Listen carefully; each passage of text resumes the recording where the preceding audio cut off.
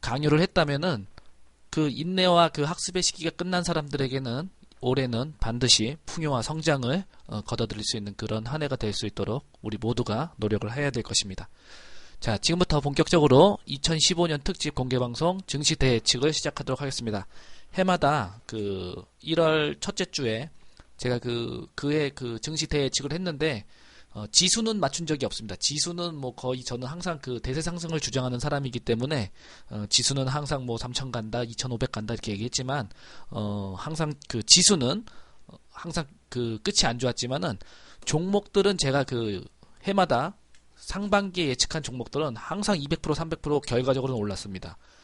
심지어 안 오른다고 얘기했던 니드코프와 레드캡투어 같은 종목들도 100%씩은 올랐죠. 그리고 셀바이오텍이라든지 인바디, 로엔 같은 종목들은 정말로 어마어마한 성장을 했습니다. 그렇죠? 그러니까 2015년도 그 증시 대예측 이 방송은 오늘 하루 만에 방송을 끝낼 수가 없어요. 양이 어마어마합니다. 왜냐하면은 2013년도 때도 그랬지만 2014년도에도 어마어마한 그 글로벌 증시의 그런 메커니즘의 혼란이 왔어요. 그래서 제가 그 최근 그 애널 생활 10년 동안 하면서 2013년도에도 정말 이렇게 힘든 한 해는 처음이었다라고 말씀드렸는데 2014년도는 그 세월호하고 또 4, 4분기 마지막 그 국제유가 급락 때문에 2014년도 조금 그 연말에는 지수 조정과 함께 조금 힘들었던 그런 한 해가 아니었나 생각해 봅니다. 그리고 또한 그 주식 시장이 이렇게 어려우면은 여러분들도 아시다시피 내수 경기나 또 기업 경기 측면에서도 굉장히 어려움이 많습니다. 기업들은 돈이 돌지 않고 기업에 돈이 돌지 않으니까 당연히 급여라든지 성과금, 상여금 이런 것들이 없으니까 내수 경기가 소비가 그 침체되니까 내수 경기가 살아날 수가 없죠. 제가 이제 그 큰 흐름을 보자면 2008년도 금융위기나 또 혹은 1999년, 98년 그 IMF 때 이런 외환위기 때보다 2014년도가 더 힘든 상황이 전개된 한 해가 아니었나 이렇게 생각해 봅니다. 그 돈의 흐름이라든지 어떤 이런 소비 침체, 또 정부에 대한 불신, 또 글로벌 경기의 어떤 침체 이런 여러 가지 그 지표들을 보면은 IMF 또 2008년 그리고 2014년도 이렇게 그 7년 주기로 굉장히 힘들었던 그런 한 해였다고 우리가 분석을 할 수가 있습니다. 자, 여기까지 이해되시면 한번 일자 찍어보세요. 99년 그죠? IMF 때 그리고 2007년 서브프라임 리먼 사태 또 그리고 2014년도 요번에 국제유가 급락 사태 그러니까 7년 주기인 한센 주기 아니 그 키친 그죠? 키친 사이클에 의해서 세계 경제가 이렇게 큰 침체를 겪었던 거죠. 근데 우리가 기본적으로 생각해야 될 것은 우리는 어쨌든 그 한국이 부도가 난다는 그 98년, 99년 IMF 때도 이겨냈고 살아났습니다. 그죠? 그리고 2007년, 2008년 서브프라임 리먼 사태 때도 미국이 무너지고 세계 경제가 침몰한다. 자본주의가 붕괴된다고 하는 그럴 때에도 살아남고 버텼습니다. 그죠? 그리고 그 7년 만에 다시 국제 유가가 50% 급락하고 세계의 에너지 자원이 바뀐다는 그런 대혼란 속에서도 우리가 어쨌든 지금은 살아남아서 지금 이 방송을 듣고 있는 현재의 결과론에 우리가 놓여 있습니다. 그러니까 지금 우리가 살아있는 입장에서 우리가 생각해야 될 사실은 뭐냐면 항상 골이 깊으면 산이 높다는 것을 명심해야 됩니다. 아시죠? 이해되면 어쩌 찍어보세요. 골이 깊으면 산이 높다는 전제하에 오늘 방송을 시청해야지 여러분들이 받아 먹을 게 많은 거예요. 이것을 전제하지 않고 다른 생각을 하게 된다면 여러분들과 이 주파수가 잘 맞지가 않을 거예요. 그래서 생각을 좀 삐딱하게 하게 되고 제가 보는 관점에 대해서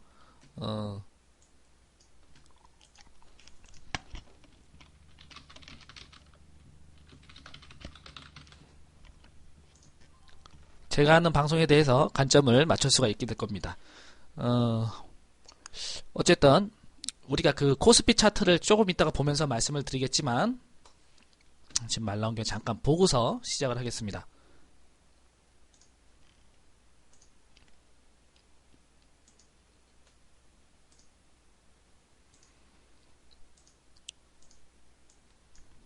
자, 차트가 보이시죠, 여러분들?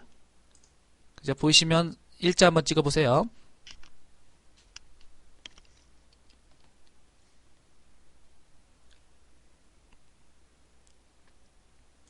98년도에 그죠? 98년도에 60월선이 무너지면서 이게 급락이 나왔어요. 그리고 2007년도, 2008년도에 또 60월선이 무너지면서 급락이 나왔습니다. 그리고 나서 올해도 이제 국제유가가 이렇게 이제 그 50% 급락하면서 2014년도 4, 4분기에 이렇게 주식 급락이 나온 상황이죠. 제가 조금 전에 여러분들에게 말씀드리기를 7, 8년 주기인 그 키친 주기에 따라서 이렇게 증시의 골이 깊어질 때가 있어요.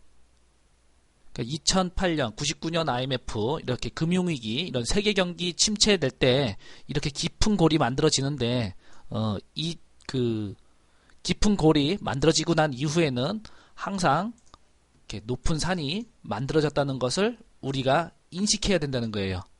이해되면 3차 찍어보세요. 자, 왜 침체된 이후에는 그 V자 산이 만들어질 수밖에 없냐면 기존에 이러한 시기 때 버티던 사람들이요. 이러한 시기 때 버티던 사람들이, 그러니까 여러분들의 경쟁자들이 다 죽습니다. 이해됩니까? 이러한 시기에 끝까지 버티고 감내하던 사람들이, 경쟁자들이, 여러분들과 시장의 파이를 나눠먹던 경쟁자들이 다 죽어버려요. 이들이 죽고 난 다음에는 당연히 승자 독식의 세계가 펼쳐질 수밖에 없는 거죠. 자, 어쨌든 이 침체의 폭이 컸어요. 침체의 폭이 크고 행보의 기간도 길었고 어쨌든 대한민국 그 주식시장이 굉장히 재미없는 그런 상황이 전개됐는데 이제 우리는 이런 침체의 골에서 살아남았으니까 이제 우리의 숙명은 이 높은 산을 만들어야 되는 거예요. 높은 산을 만들어서 이 산을 타고 올라가야 되는 우리의 숙명이 남아 있습니다. 그런 우리의 숙명을 이해하고 또 빛을 찾아서 또다시 해보는 그런 전략적 취지로 우리가 다소 긍정적인 견지로 증시 대예측 강의를 준비해 보았습니다. 그러니까 제 강의는 증시 대예측이 사실은 그 상당히 긍정적이라는 것을 여러분들에게 먼저 말씀을 드리고 시작하겠습니다. 매스컴을 보거나 어떤 보도를 보면은 굉장히 부정적인 내용들이 많은데 그렇게 정말로 부정적이다 하면은 그런 보도들을 그렇게 많이 하면 안 되겠죠. 시시하면서 자기네들이 먼저 그 갖고 있는 자산이라든지 재산을 다 처분을 해야겠죠. 근데 대중들에게 공포를 그렇게 막 그 확산시키면서 그렇다는 것은 진짜 위기가 아니라는 것을 여러분들이 상식적으로 거꾸로 생각하면 될 겁니다. 자, 코스피 차트가 보이죠? 코스피 차트는 현재 추세 자체는 어떤 추세라고 보면 되겠습니까, 여러분들?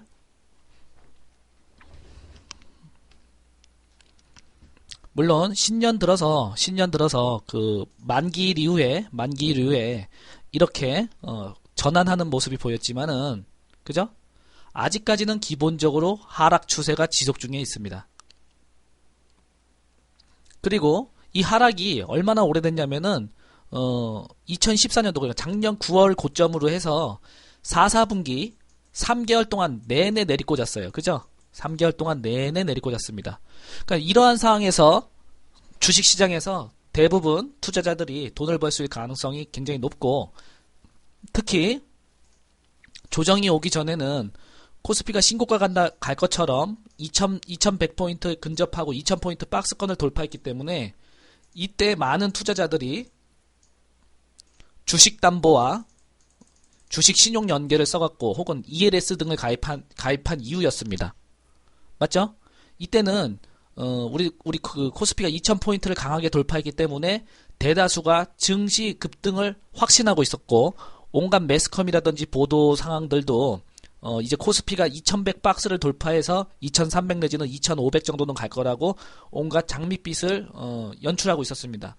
그러나 그런 장밋빛 이후에 3개월 동안 내리 지수가 급락했던 상황이 있었기 때문에 이 과정에서 주식을 신용으로 샀거나 혹은 주식을 담보로 샀거나 혹은 ELS에 가입한 사람들이 모두 큰 피해를 입게 되었습니다. 2014년도 하반기가 어떤 장세였는지 이해되시는 분은 일자 한번 찍어보세요. 지금 단지 여러분들이 어떤 수익률이라든지 어떤 종목에 대한 걱정보다 큰 상황으로 봤을 때 지금 대한민국 코스피 상황이 어떤 상황인지 여러분들이 먼저 감지를 하고 가는 게 좋겠죠. 그죠? 그러니까 이러한 과정에선 제가 여러분들에게 무슨 종목 추천이라든지 방송을 할 필요가 없었기 때문에 이러한 시기에는 방송을 안 했던 거예요. 이해되시죠? 자, 그럼 오늘 강의 목차를 말씀드리겠습니다. 기본 전제 조건은 아까 첫 장에서 말씀드렸지, 저는 긍정적이다, 긍정적인 마인드로 2015년도 증시를 예측할 것이고, 두 번째, 현재 코스피 차트를 보면서 아직도 하락 추세이고, 그죠? 아직도 하락 추세가 지속 중이고, 또 추세가 전환되지 않았고, 작년의 상황이 그렇게 최악으로 안 좋았다는 것을 먼저 인지를 하라는 겁니다. 그 이후에 이제는 어떻게 상황이 전개될 것인지 여러분들 강의를 진행하도록 할 건데, 오늘 강의 목차는 왜 이런 상황이 벌어졌는가 하는 국제 정세와 현 상황을 분석해 드릴 거고, 두 번째로는 국내 산업별 현황과 트렌드를 분석해 드리겠습니다. 그리고 세 번째, 산업별 그 현황을 분석하면서 여러분들이 기술적으로 학습하게 될 내용은 뭐냐면, 크리티컬 드랍이라는 것에 대해서 제가 여러분들 리딩 중에 말씀드린 적이 있습니다. 그죠? 아무리 좋은 회사라도, 아무리 돈 잘 버는 회사라도 역배열에 접어들어서 그 업황 자체가 죽을 때는 해당 업종 자체도 크리티컬 드랍 될 수밖에 없습니다. 즉 아무리 수영을 잘해도 세월호 안에 타고 있었던 사람이 빠져나오지 못했다면 어떻게 됐습니까, 여러분들? 죽을 수밖에 없었겠죠. 아무리 돈을 잘 벌고 아무리 그 능력이 탁월할지라도 이 크리티컬 드랍 산업에 포함되어 있으면은 절대로 주가가 급등할 수 없습니다. 이해되면 오차 찍어보세요.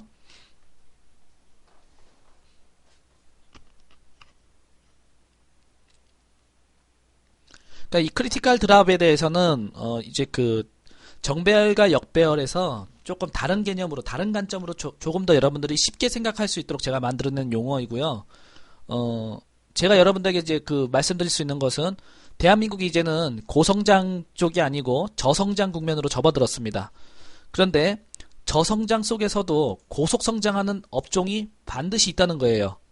그죠?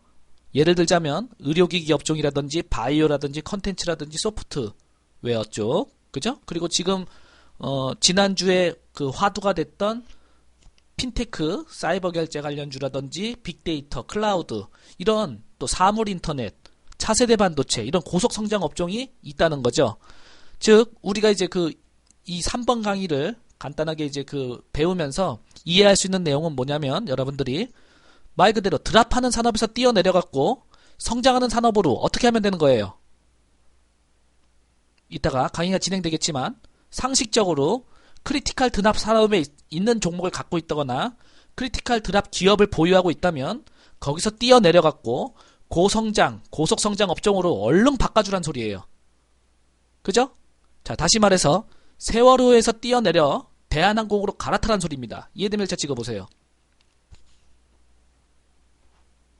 그것을 위해서 3번 강의는 특집으로 이제 이 내용을 넣은 거고, 이런 부분은 여러분들이 특별히 어떠한 종목에 대해서 AS를 받는다든지 분석을 하지 않아도 차트 하나만 보면은 쉽게 이해할 수 있는 부분이니까 여러분들의 감정이나 기분을 개입시키지 말고, 아, 이거는 크리티컬 산업, 아, 이거는 등산하다가 영어로 뭐예요? 클림프?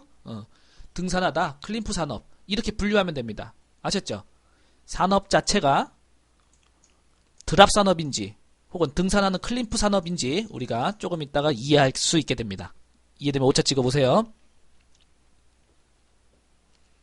강의 중에 조금 목소리가 빠르거나 말이 빠르면 말씀해주세요. 천천히 말씀드릴 테니까. 자, 네 번째, 중국과 미래 성장 산업입니다. 작년 그 후광통이 이제 오픈되면서 여러분들에게 중국 쪽을 계속 강조해드렸는데, 지금 중국 증시가 2000포인트에서 3500포인트까지 무려 한 70% 정도 올랐습니다. 그래서 많은 사람들이 지금이라도 뛰어들어야 되나 어떻게 되나 그 생각들이 많을 건데, 그것에 대한 명확한 해답도 잠시 후에 드리겠습니다.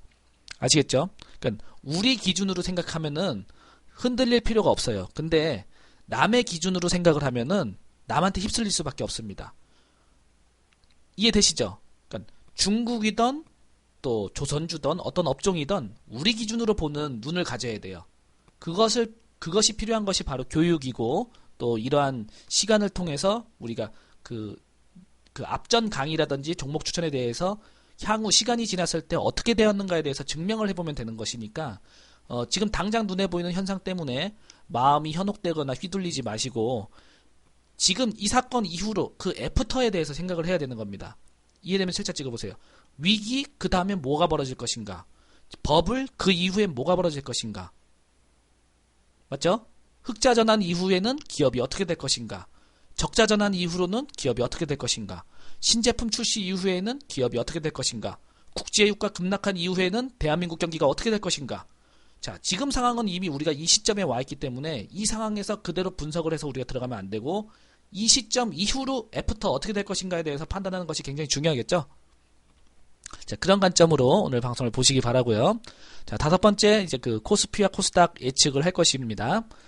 그런데 이제 제 방송을 준비하다 보니까 그 방송의 그 양이 너무 많아요. 그랬고 한 번에 방송하기가 너무 힘들 것 같고, 그래서 4번 하고요, 6번 또 요런 것들은 다음 주에 계속 평일밤에도 계속해서 방송을 해드리겠습니다. 그러니까 오늘 방송으로 큰 틀을 잡고 이제 다음 주부터 이어지는 무방에 여러분들이 2번, 3번, 4번, 5번, 6번 이렇게 살을 붙여가서 여러분들의 2015년도 투자 전략과 포트폴리오를 완성시키면 아마 큰 어려움이 없을 거라고 생각됩니다. 자, 그럼 본격적으로 2015년도 증시 대책 전망 방송을 하도록 하겠습니다. 자, 먼저 국제정세 부분입니다. 2015년도 증시가 본격적으로 시작되었는데 여전히 그 국제 그 환경이라든지 정세는 굉장히 매크로가 복잡합니다. 그죠? 그리스 사태라든지 또 러시아의 뭐 금융 불안이라든지 이런저런 문제가 뉴스를 시끄럽게 만들고 있습니다. 그리스 이제 국제 유가가 여러분들 아시다시피 이렇게 급락을 했습니다. 근데 국제 유가가 급락을 했는데 여러분들이 체감하시기에, 아니 여러분들 체감하기면 여러분들이 개인적인 감정으로 기분이 좋은 사람 일자 찍어보시고, 혹은 국제유가가 급락해서 아 나는 망했다 하는 사람 이자 찍어보세요. 자, 국제유가가 급락해서 나는 좋아진다 일자 찍어보시고, 아 나는 망했다 이자 찍어보세요. 국제유가가 급락해서 글로벌 경기가, 글로벌 증시가 50%씩 빠졌는데 여러분들은 왜 좋나요? 뭐가 좋아지는 거죠? 다 좋네요. 국제유가가 급락해서. 그죠? 왜 좋을까요? 일단 당연히 여러분들 운전하는데 주유비가 안 들고 또 난방비가 안 들고 또 전기세가 또 줄어들 것이고 여러가지 그 국제유가가 상승함으로써 올라갔던 가격들이 하락하게 되겠죠. 즉 여러분들이 지불해야 했던 비용들이 많이 절감이 될 겁니다. 맞죠? 그러니까 국제유가 급락은 우리에게 있어서 비용 절감과 또 원가 하락이라는 많은 기회를 줄 수 있다는 것이죠. 물론 우리가 정유업이나 뭐 또 화학 업종이라든지 에너지 관련 업종에서 일하고 있다면은 국제유가 급락은 좀 커다란 위기가 되겠지만 대다수의 대중들은 그런 업종에 일하지 않고 있고 또 실질적으로 개인 소비 활동에 있어서 이런 것들 소비에 대해서는 많은 부분을 감산할 수 있으니까 우리에게는 분명히 기회입니다. 그쵸? 그런데 거꾸로 얘기하면은 아까 그 정유와 화학, 에너지 업종에서 종사하는 사람들은 큰 어려움이 있다 그랬는데 그러면은 그런 정유와 화학 또 그 원유를 팔아먹는 산유국이나 이런 나라들은 어떻게 되겠습니까, 여러분들? 국제유가가 급락했을 때 어떻게 될까요? 우리들은 좋은데 원유를 생산해서 팔아야 되는 산유국이나 에너지를 만들어서 팔아야 되는 나라들이나, 그죠? 이런 나라들은 어떻게 될까요? 좋을까요, 나쁠까요? 번호로 한번 표현을 해보시겠습니까?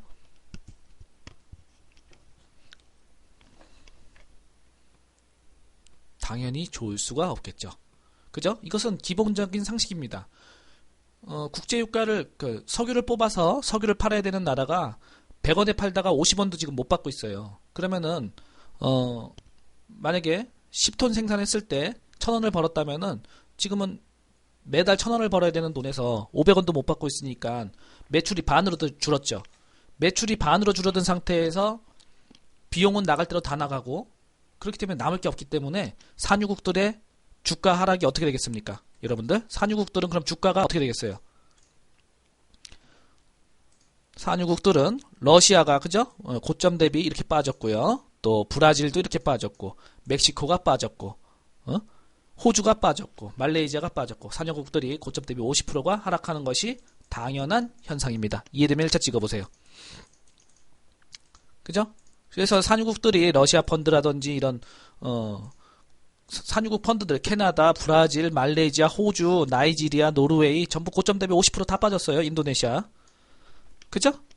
이게 현실입니다. 이게 지금 국제정세의 현실이에요. 지금 국제유가 급락으로 인한 세계 경기의 이런 현실을 여러분들은 지금 눈에 보고 계신 거예요. 그러니까 국제유가 급락과 그럼 러시아 사태는 왜 벌어졌겠습니까? 러시아는 국제유가가 이렇게 급락해버리니까 러시아도 골아프게 됐죠.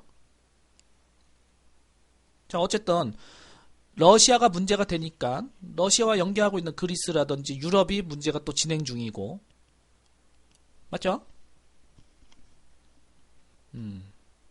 그렇습니다. 자, 어쨌든 다시 우리가 위로 올라가 볼게요. 우리나라는 국제유가가 본격적으로 급락하기 전에 먼저 이렇게 한번 급락이 왔었어요. 그죠? 국제유가는 본격적으로 한 10월 달부터 이렇게 빠졌는데 우리나라는 먼저 급락이 왔습니다. 왜 그럴까요? 우리나라는 먼저 급락이 진행됐어요. 러시아나 저런 산유국보다 먼저 급락이 진행됐어요. 왜 그랬죠? 그 4사분기에 그 미국이 이제 양적 완화를 종료했죠. 양적 완화 종료를 하면서 3, 4분기에 양적 완화를 종료했어요. 3, 4분기에 양적 완화를 종료하고 4, 4분기에 뭘 했냐면은 이제 금리 인상을 시사했습니다. 그죠? 앞으로 미국이 금리 인상을 할 수도 있다라고서 이렇게 멘트를 던져갖고 거기에 놀래갖고 우리나라 코스피가 급락을 하게 됩니다. 그러니까 금리 인상 할 수도 있는 시그널이 나왔다라고 보면 되겠죠. 미국의 금리 인상을 할 수 있는 시그널이 나왔다. 이렇게 볼 수 있는 거죠. 그러니까는 갑자기 우리나라 대형주들이 뭐 조선주, 해운주, 철강주, 뭐 정유주, 화학주들이 전부 다 신저가 갱신을 하면서 갑자기 불어닥친 ELS, 그죠? 주가 연계 상품, 우리나라 대형주들이라든지 금이라든지 국제유가를 기초상품으로 한 ELS들이 전부 다 낙인되면서 투자한 자산들이 전부 다 종이 조각되는 그런 현상이 나타났습니다. 맞죠? 그리고 나서 진정세가 오는가 싶더니 국제유가가 또 한 번 급락을 하면서 코스피 역시 신저가를 갱신하는 그런 모습이 나타났던 거죠. 그러니까 연말에 갑자기 불어닥친 ELX 낙인 열풍하고 또 코스닥 기관들 공매도 또 국제유가 급락 여러 가지 악재 요인들이 모두 충돌이 되면서 2014년도를 그렇게 마감하게 된 거예요. 근데 이제 2015년도를 보면은 자, 여기 보면 이렇게 점선이 보이죠? 이렇게 파란 점선이 보이시면 1차 찍어보세요. 여기 이렇게 점선이 보여요. 그죠? 여기도 이렇게 점선이 보이고 이 점선은 뭐냐면요. 국면에 전환되고 있는 그런 시그널을 알려주는 선이에요. 큰 국면이 전환된다는 선을 이제 알려주는 이 선이에요. 점선이에요. 자, 그래서 제가 이제 2015년도를 이제 해석을 한다면은 2015년이 되면서 다시금 2014년도는 용두삼이 장세라고 보면 되겠죠. 거창하게 시작됐다가 그죠? 2100포인트, 2200포인트 갈 것처럼 시작했다가 1800포인트도 깨지는 뱀꼬리 장세로 끝났는데 2015년도가 되면서 다시 뱀머리를 이렇게 치켜 올립니다. 뱀머리를 꼿꼿이 이렇게 드는 형국이 진행되는 것을 볼 때 2015년도에는 너무 부정적으로만 볼 게 아니고 뱀이 머리를 들어갖고 순한 양을 잡아먹고 다시 이무기와 용이 되는 그런 형국이라고 저는 해석을 하고 있어요. 그러니까 2015년도 장세 자체는 거래량이 부족하고 또 자본들이 일시적이고 즉흥적으로 움직이기 때문에 사실상 당일 전망이라든지 대응은 까다롭고 어렵지만은 큰 추세와 흐름으로 본다면은 그렇게 어려운 장세가 될 것 같지는 않습니다. 그러니까 단기적으로 대외 변수라든지 또 글로벌 경기 또 시장 투자 심리를 위축시키는 여러 가지 요소가 좀 뉴스 보도라든지 매스컴의 학대로 즉흥적으로 여러분들에게 충격을 가할 수 있겠지만은 이런 요소들을 우리가 이미 수없이 견뎌왔고 또 공부해왔기 때문에 대외 변수에 위축되지 않고 휘둘리지 않으면서 우리들만의 그런 온전한 투자의 길을 완성해 갈 것이라고 저는 생각하고 있어요. 자, 2015년도 그 코스피가 신년 들어서 60월선을 깨면서 16개월 내 최저치를 기록했습니다. 그죠? 코스피가 16개월 내 최저치를 기록했어요. 새해 벽두부터 굉장히 어려움이 많은데 다시 말씀드리지만 골이 깊었다는 것은 그만큼 산이 높다는 것을 말씀드리는 것이고 또 세계 경제라든지 국제 정세를 우리가 다시 보면서 이럴 수밖에 없었고 이제 이렇게 되겠구나라는 그런 그 전망을 우리가 이제 학습하면 되겠죠. 자, 다시 러시아, 브라질, 멕시코 산유국들의 급락, 그죠? 110달러나 하던 국제유가가 3개월 만에 50달러 이하로 급락을 했어요. 그래서 원유를 생산하는 국가들이 전부 다 급락. 원유를 기초자산으로 한 펀드들 모두 급락.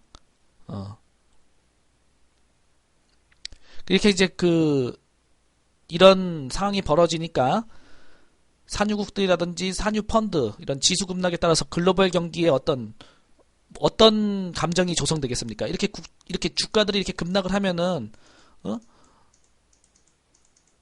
어떤 감정이 조성이 됩니까?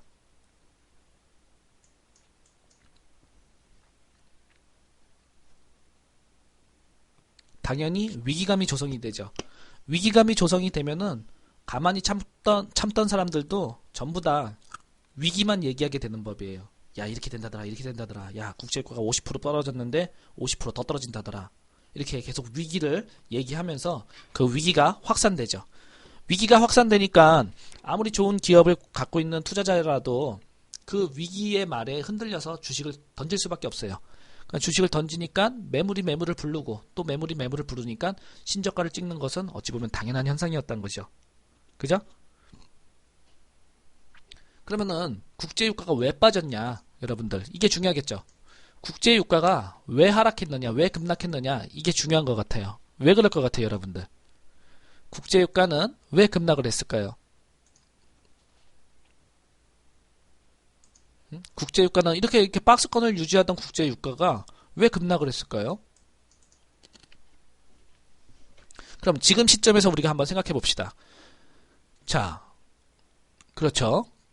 미국의 금리 인상 발언은 분명히 그 화폐 전쟁과 관련돼 있을 거예요. 그죠? 달러와 문제가 있을 거고. 두 번째, 가치달인님의 치킨 게임은 산유국들의 독점화, 그죠? 어설픈 산유국들을 죽이기 위한 독점 현상을 위한 거고, 더블걸림의 셀석유 지원은 어떤 셰일가스, 그죠? 새로운 대체 에너지가 등장했다는 것이죠. 그리고 금악 777님 같은 경우에는 러시아 길들이기는 역시 화폐로 인한, 그죠? 화폐 전쟁 이런 부분, 또 정치적인 그런 것이 있을 거고, 뚱구리님의 가행 생산, 이거는 또 치킨 게임과 연결돼 있을 겁니다. 근데 이제 이런 부분은 금융학적인 거고, 우리가 조금 쉽게 생각해 봅시다. 지금 첫 번째, 경기 불안이다. 자, 첫 번째, 여러분들 자동차 살 때, 연비 어떤 거 사요? 연비가 어떤 거 삽니까, 여러분들? 1번 연비가 높은 거, 2번 연비가 낮은 거. 당연히 연비가 높은 거 사죠. 그죠? 그러니까 지금 산업 자체가, 여러분들 인식 자체가 연비가 낮은 차를 선택하기 때문에 기존의 국제유가 1리터 넣으면은 10km 가는 차에서 이제는 1리터 넣으면은 20km 가는 차를 탄단 말이에요. 그러니까 당연히 수요와 공급에서 자동차들을 이렇게 연비가 높은 차로 바꿨기 때문에 여기서 벌써 50% 하락해도 된다는 가등법이 성립이 됩니다. 이해되면 3차 찍어보세요. 등가의 법칙이 성립이 되죠, 여기서. 그죠? 사람들의 심리 자체가 이미 그 연비가 높은 차량만 우리가 사겠다. 그러니까 자동차 산업 자체가 연비 높은 산업 그런 국제유가가 그렇게 많이 들어가지 않는 그런 쪽으로 선택을 한 거죠. 그러다 보니까 선박도 그렇고 비행기도 그렇고 모든 운전되는 가동, 엔진, 동력을 갖춘 모든 기기들은 국제유가를 조금씩 쓰는 쪽으로 변화되고 있어요. 그죠? 그리고 우리가 기타 난방용품이라든지 심지어 뭐 창문에 뾱뾱이를 붙이는 것들도 난방 이것을 줄이기 위한 거죠. 그죠? 그러니까 우리의 그 기본적인 10년 동안 국제유가가 이렇게 올라가면서 우리의 기본적인 마인드 자체가 비용을 줄이자.